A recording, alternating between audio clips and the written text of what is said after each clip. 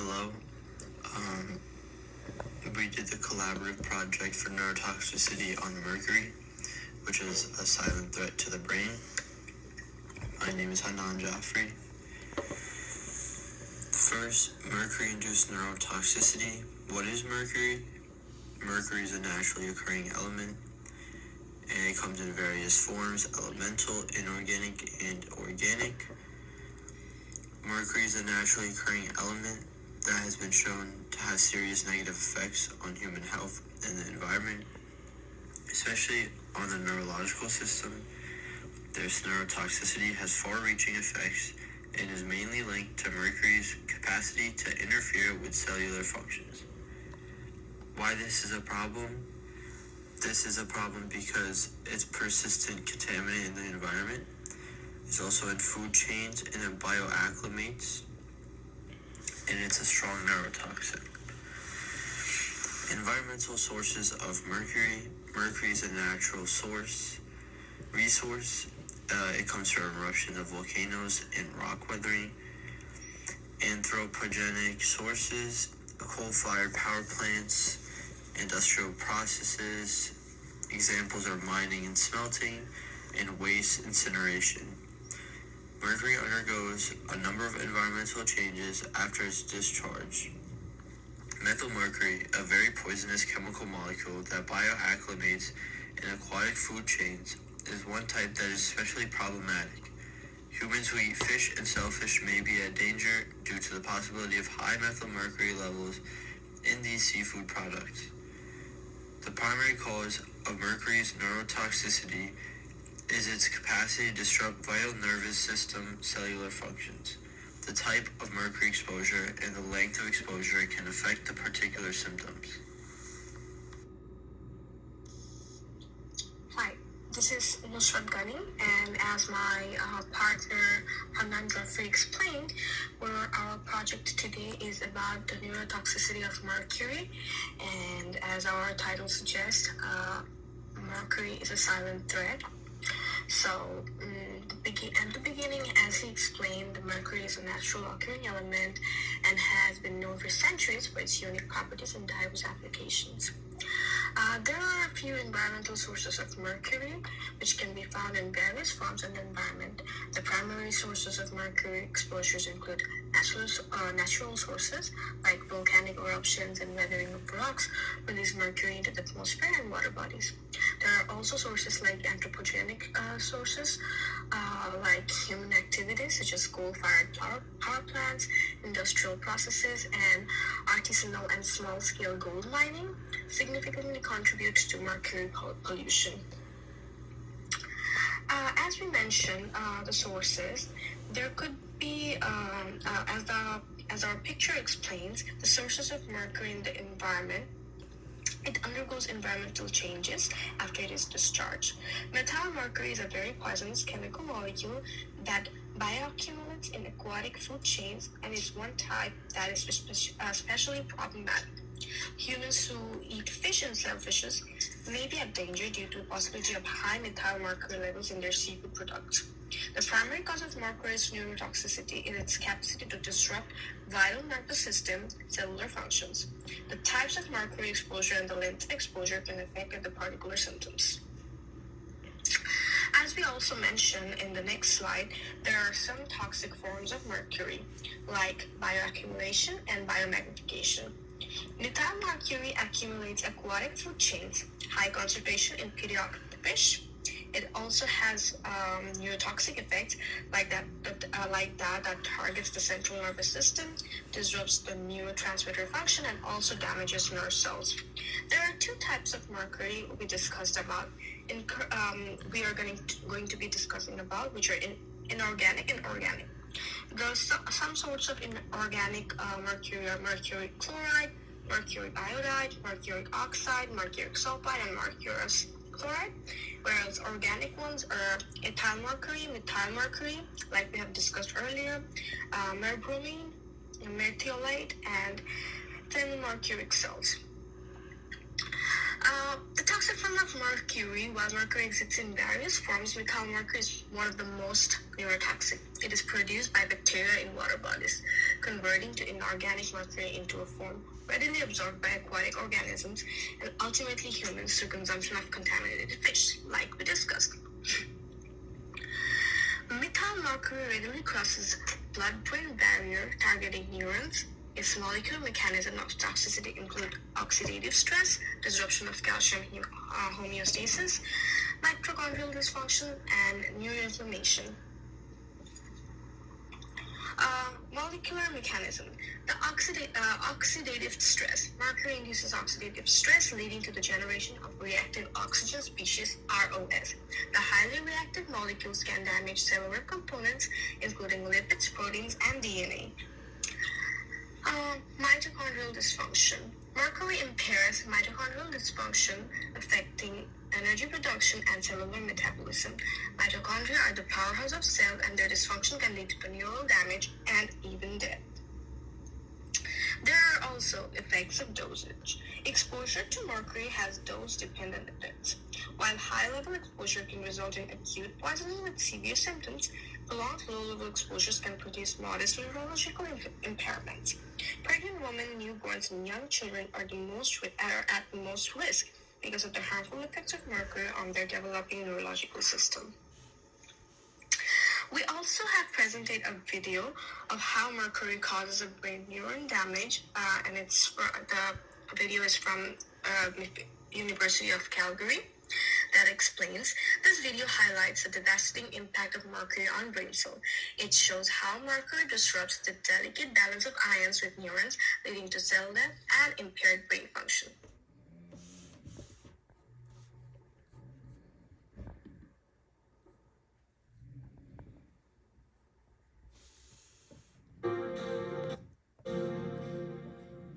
How mercury causes brain neuron degeneration. Mercury has long been known to be a potent neurotoxic substance, whether it is inhaled or consumed in the diet as a food contaminant. Over the past 15 years, medical research laboratories have established that dental amalgam tooth fillings are a major contributor to mercury body burden. In 1997, a team of research scientists demonstrated that mercury vapor inhalation by animals produced a molecular lesion in brain protein metabolism, which was similar to a lesion seen in 80% of Alzheimer's diseased brains. Recently completed experiments by scientists at the University of Calgary's Faculty of Medicine now reveal, with direct visual evidence from brain neuron tissue cultures, how mercury ions actually alter the cell membrane structure of developing neurons. To better understand mercury's effect on the brain, let us first illustrate what brain neurons look like and how they grow. In this animation, we see 3 brain neurons growing in a tissue culture, each with a central cell body and numerous neurite processes. At the end of each neurite is a growth cone where structural proteins are assembled to form the cell membrane. 2 principal proteins involved in growth cone function are actin, which is responsible for the pulsating motion seen here, and tubulin, a major structural component of the neurite membrane. During normal cell growth, tubulin molecules link together end-to-end to form microtubules, which surround neurofibrils, another structural protein component of the neuronal axon.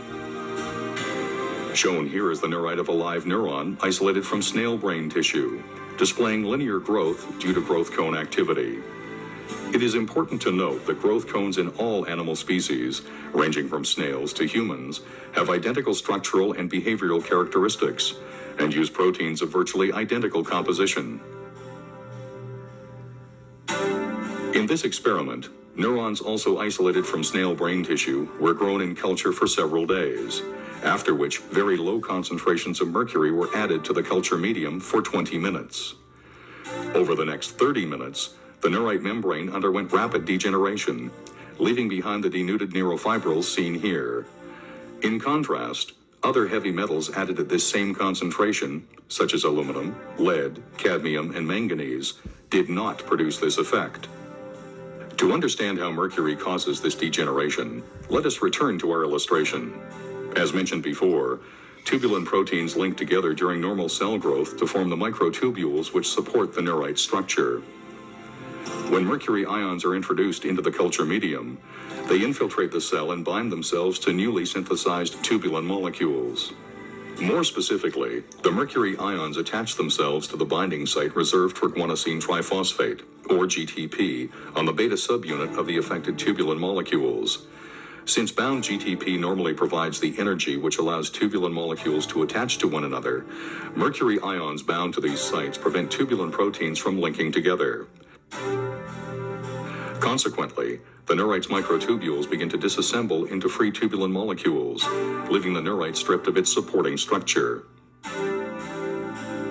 Ultimately, both the developing neurite and its growth cone collapse, and some denuded neurofibrils form aggregates or tangles, as depicted here.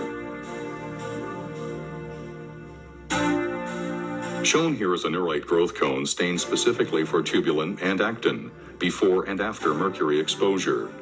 Note that the mercury has caused disintegration of tubulin microtubule structure.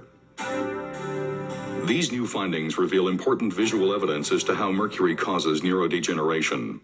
More importantly, this study provides the first direct evidence that low-level mercury exposure is indeed a precipitating factor that can initiate this neurodegenerative process within the brain.